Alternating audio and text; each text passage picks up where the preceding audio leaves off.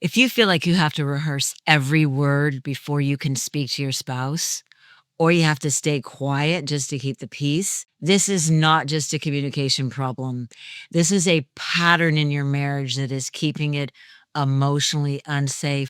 And until you recognize this pattern, it's going to be really difficult to change it. You know what I'm talking about. It's that walking on eggshells feeling where you're constantly guarding your words. Should I say this? Should I not? What are they going to do? How are they going to respond? Maybe it's just easier and better to not say anything at all.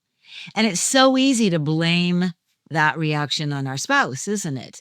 If they would just not get so defensive or not be so angry or not just constantly shut down on me, then I wouldn't have to walk on eggshells this way. But the truth is that it takes two to make this pattern.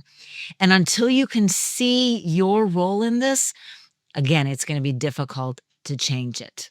Hi, I'm Debbie Caudle, licensed therapist and marriage coach for over 30 years. And this is exactly what I do. I work with faith-based couples who have emotionally unsafe marriages and they don't know what to do to change it. And it's totally changeable. I want to use Sarah and Mark, a couple from way back when that I worked with, to help you understand this dynamic. Sarah grew up in a really difficult home where mom and dad were always fighting, and dad had a really unpredictable temper.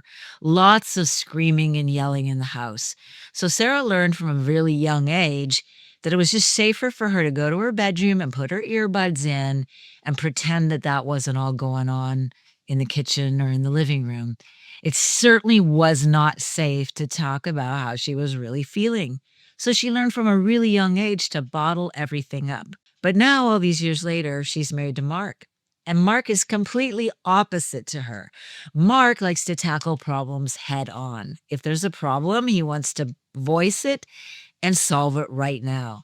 So when they have conflict and Mark senses that Sarah is not happy, he's picking up on the vibe that she's in a mood or that, something's wrong. He confronts it directly. He asks her, "What's wrong? Have I done something?" Well, that immediately triggers a nervous system response in Sarah that goes way back. She's not going to feel safe to talk to him and say, "Oh yeah, here's what's going on," because life has taught her, nope, you can't do that. So she shuts down. And worse yet, she retreats to the bedroom because it's what she always did. Well, how does Mark feel when she does that? He feels completely rejected. Like that feels abandonment on some level. It's his worst fear that instead of the opportunity to talk this out and fix the problem so he never does again whatever he did wrong, she just walks away. That's a rejection in his mind of him. So let's say he sleeps on it, but he decides to try again in the morning. Well, in the meantime, what's happening with Sarah? She's stewing. She's thinking about all the things she's feeling about what he's done or not done and how upset she is, but how she can't talk to him about it, how she feels so disconnected from him. And of course, this has been going on for years and years. This isn't just the first time this has happened. So they wake up the next morning and he circles back around and he says, "Hey, have you given any thought to what happened yesterday? Can we talk about this now?" Well, she's not any closer to wanting to talk about this with him. She's retreating even further into herself. So she might go, "I'm fine, everything's good." But her face is giving her away. Maybe it's a tight smile. Maybe it's a bit of a pulling away when he tries to go and hug her. And this just cuts him to the quick, right? So what does he learn? Over time, if he gets rejected over and over and she's not responding to him, he learns to stop talking too.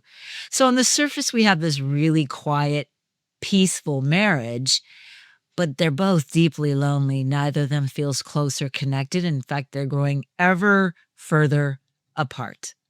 Does this resonate with you? Does this sound like what's going on in your marriage? It's completely fixable. And here's the thing, just because you believe in God, just because you go to church every week and you pray together, doesn't mean that automatically translates into feeling emotionally safe with each other. You can feel close to God, but not feel close to your spouse and not know how to change that.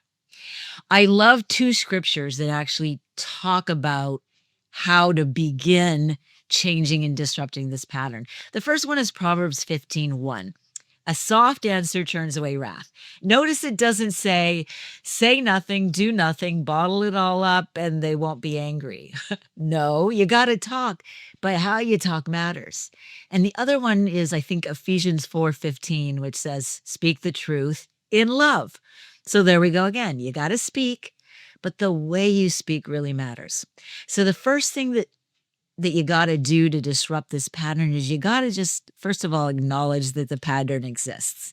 Can you see it now clearly in your marriage?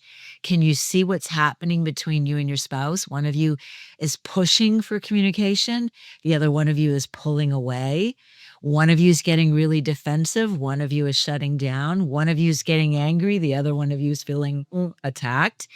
That's that's what's creating that emotionally unsafe feeling. So what part are you playing? Because you are playing a role in this. Once you can identify your part, the next thing is to simply ask yourself, how did I get this way? What has shaped this nervous system response within me?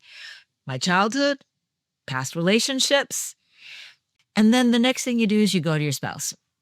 This is going to require some vulnerability on your part. But you got to be able to open up and say to your spouse, hey, I noticed this pattern. I see that this is what's going on between us, and I recognize my part in this. I recognize what I'm doing, and I don't want to do it anymore.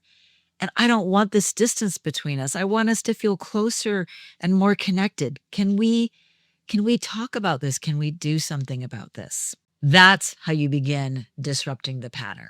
Now, I got two videos that I really want you to watch. One of them is exactly about this eggshell dynamic that happens in so many marriages. You're not alone.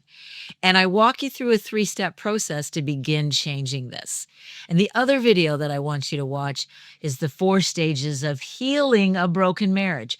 Not broken in the sense that you're fighting and screaming all the time, but the disconnect or the connection between you is broken, right? You're not talking to each other. You're growing ever further apart and you're becoming like strangers under the same roof. There's 4 stages to changing that and getting you back to opening up, sharing, being vulnerable, being honest and authentic with each other.